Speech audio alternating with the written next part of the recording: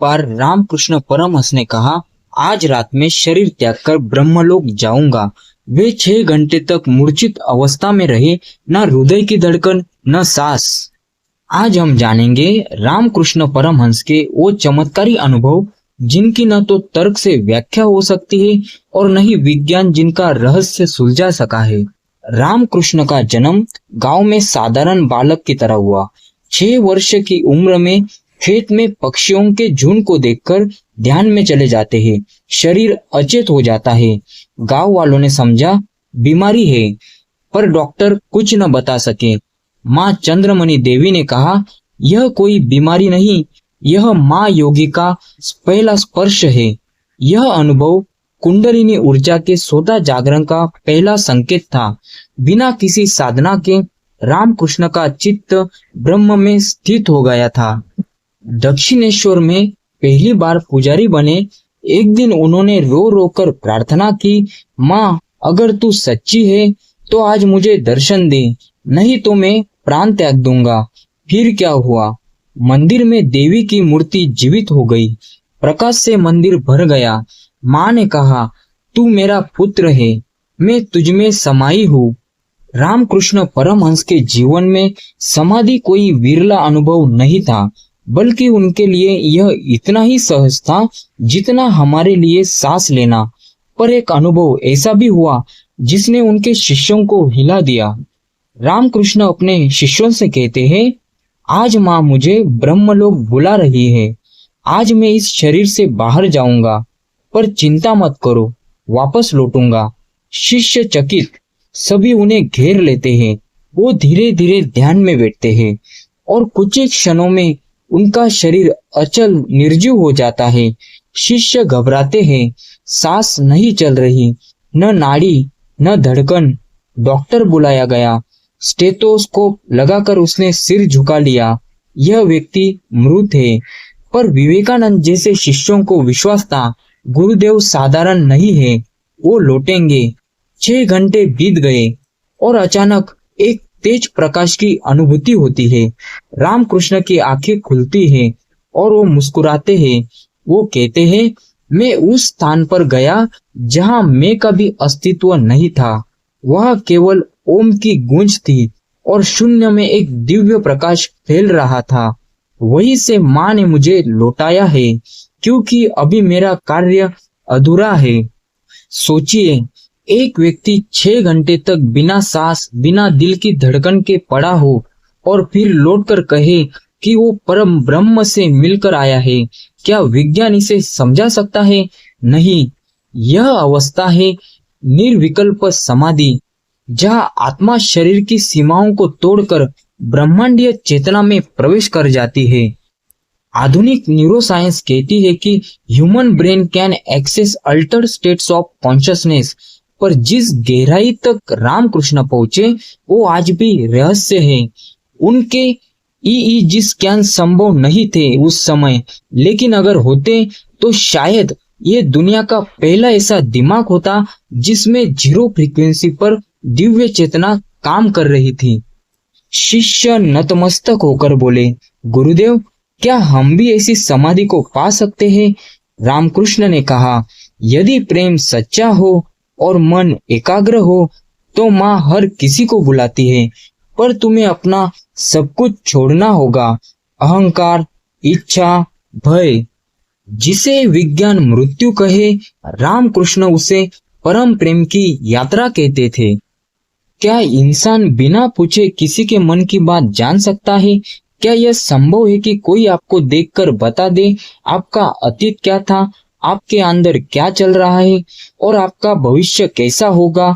रामकृष्ण परमहंस के जीवन में ये रोज की बात थी। उनकी दृष्टि सिर्फ शरीर को नहीं, आत्मा को देखती थी। एक रात एक अजनबी व्यक्ति दक्षिणेश्वर मंदिर में चोरी की नियत से घुसा।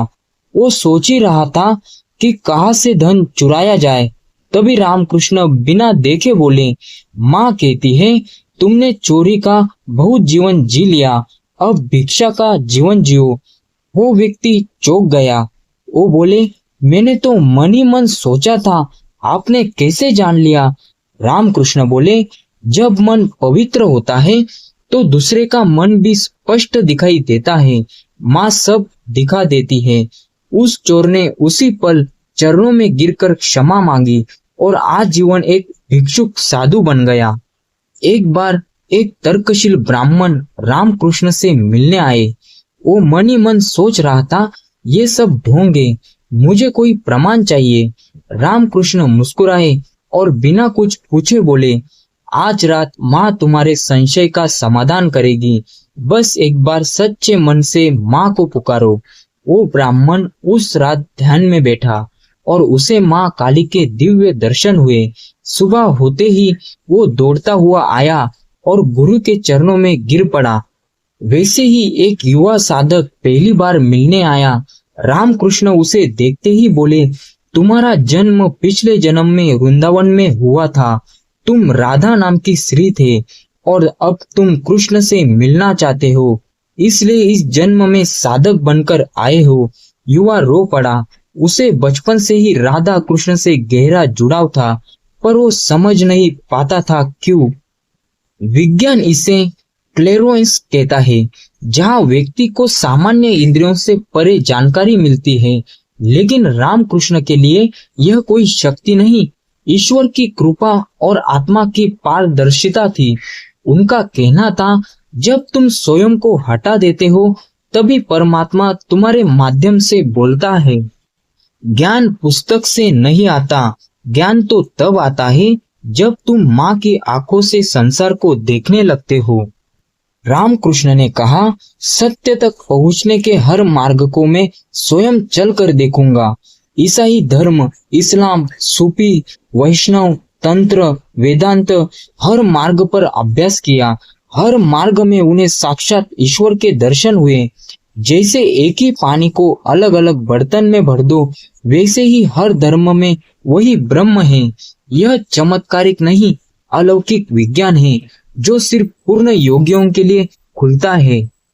उन्होंने एक साधारण ग्वालिन की तरह जीवन जीना शुरू किया। राधा भाव में डूबकर कृष्ण को पुकारा। कुछ ही दिनों में वे इतने भाव में डूब गए कि स्त्रियों की तरह हाव भाव, बोली, चाल सब बदल गई। ध्यान के दौरान उन्हें श्री कृष्ण के दर्शन हुए, जैसे वे वृंदावन में फिर से लीला कर रहे हो। आखिर में वे पहुंचे निर्गुण ब्रह्म की साधना की ओर। यहाँ न मूर्ति थी, न नाम, केवल मैं नहीं तू ही तू का भाव। कुछ ही समय में उन्होंने अनुभव किया, ना रूप, ना गुण, ना आकार, सिर्फ शुद्ध चेतना। वो बोले, मैं गया और मैं भी विलीन हो गया, जो बचा वही ब्रह्म है। कितनी अद्भुत बात है। एक ही जीवन में एक ही आत्मा ने हिंदू मंदिर में काली के दर्शन, चर्च में ईसा के आलिंगन, मस्जिद में अल्लाह की रूह और वेदांत में निराकार ब्रह्म को अनुभव किया। जिसने हर धर्म में ईश्वर को देखा, उसे कौन कहे हिंदू या मुस्लिम, वो तो बस एक था, परम प्रेम का प्रतिबिंब। अगर रामकृष्ण कह सकते हैं सब रास्ते सच है, अगर मन सच्चा है, तो क्या हम भी उस सत्य को अनुभव नहीं कर सकते? भक्तों के साथ चमत्कारी लीलाएं और दिव्य प्रेम। रामकृष्ण परमहंस कोई कठोर सन्यासी नहीं थे। वो तो एक माँ की तरह अपने भक्तों की चिंता करते, एक मित्र की तरह उन्हें समझाते और एक ब्रह्म ज्ञानी की तरह उनका मार्गदर्शन करते। पर जब प्रेम की बात आती तो भक्तों के लिए कुछ भी कर गुजरते। उनके जीवन में हुए कुछ चमत्कार ऐसे है कि हर भक्त का रोम रोम बोल उठे, यही सच्चा ईश्वर है। एक महिला शिष्या को कैंसर हुआ। डॉक्टर्स ने जवाब दे दिया। वो दक्षिणेश्वर आई अंतिम दर्शन के लिए। रामकृष्ण ने मुस्कुराकर कहा, माँ को तेरी जरूरत अभी बाकी है। उन्होंने बस अपना हाथ उसके सिर पर रखा और कुछ ही दिनों में मेडिकल रिपोर्ट्स ने दिखाया कोई कैंसर शेष नहीं है। डॉक्टर्स ने कहा इट्स अ स्पॉन्टेनियस रिमिशन, पर भक्त बोला ये माँ का करुणा प्रसाद है। विवेकानंद की गरीबी में अमृतवाणी। विवेकानंद जब युवा नरेंद्र थे, घर में भूख, चिंता, निराशा। रामकृष्ण उन्हें देखते ही बोले, माँ कहती है तू दुनिया को जगा देगा। जो आज भूखा है वो कल ज्ञान का राजा होगा। और वही नरेंद्र कुछ सालों में बन गया स्वामी विवेकानंद। उन्होंने भारत ही नहीं पूरे विश्व को रामकृष्ण का संदेश दिया।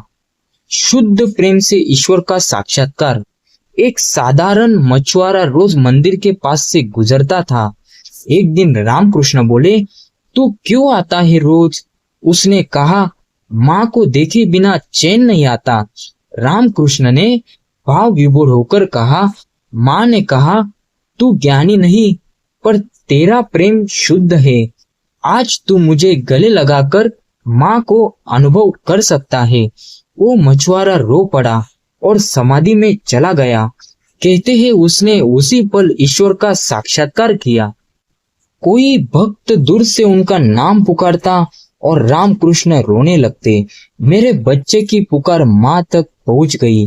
किसी के दुख से वो इतने व्याकुल हो जाते कि उनके शरीर पर उसी का असर दिखने लगता। माँ को पुकारते हुए उन्होंने एक दिन कहा, माँ, जब तक एक भी भक्त दुखी है मुझे मोक्ष नहीं चाहिए। लेकिन जब भावना इतनी गहराई से चेतना को छूती है तो वही भाव कृपा बन जाता है। रामकृष्ण सिर्फ चमत्कार नहीं करते थे, वो खुद एक चलता फिरता चमत्कार थे। उनके पास आने वाला कोई भी इंसान खाली हाथ नहीं लौटा। या तो उसे माँ मिलती या मैं मिटता। रामकृष्ण परमहंस ने भक्तों को ईश्वर तक नहीं पहुंचाया बल्कि ईश्वर को भक्तों तक खींच लाए।